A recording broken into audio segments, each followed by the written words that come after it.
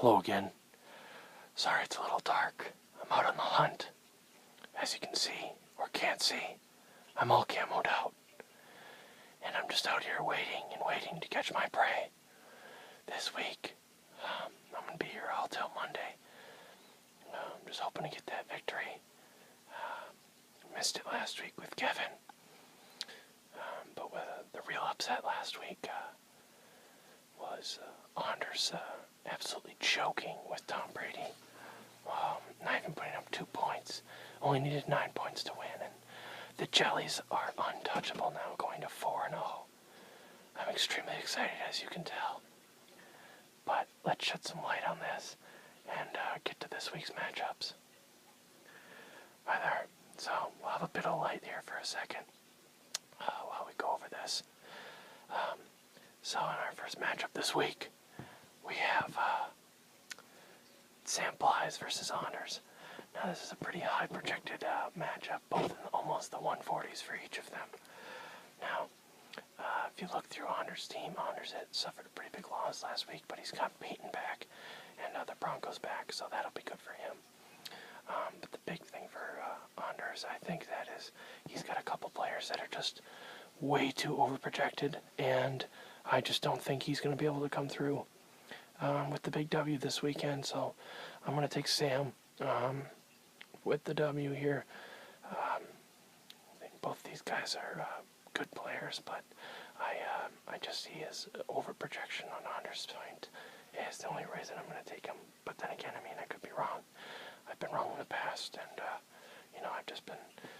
I've been out here in the woods for the last couple weeks, really hunting for that victory. I haven't found it yet, so I thought I'd shoot you a weekly video to let you know what I've been doing.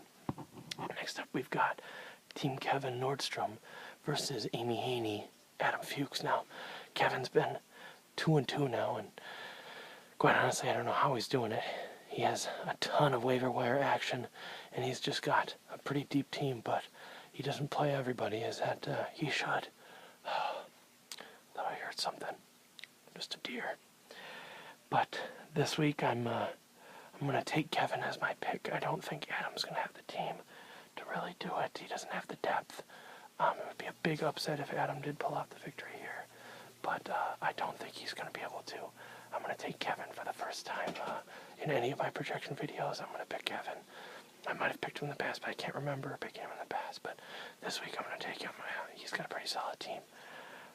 Next, we're going to move on to Blaine versus Josh. This will be a pretty close matchup. I can tell Blaine hasn't gotten on and edited his team yet, so I'm sure he'll do that soon. But until he does that, I'm still going to take Josh. Mostly for the fact that I really want this guy to get a win. He's the only guy doing 0-4. Granted, the worse he does, the more it just takes off that one more less playoff spot that I have to worry about missing.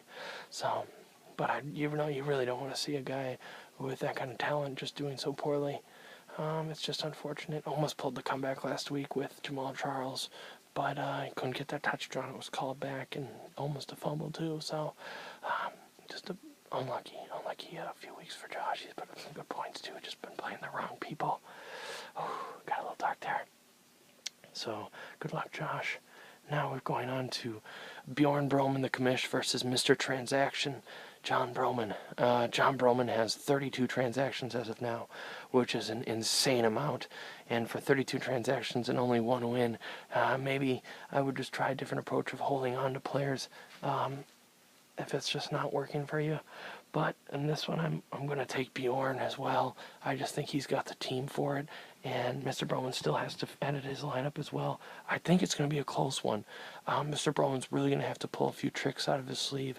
I think Rodgers is going to have a great week against the Vikings, which, quite honestly, he can. I think if he can shred apart that Bears defense, he can easily shred apart the Vikings defense. So now we're going to move on to my matchup of the week.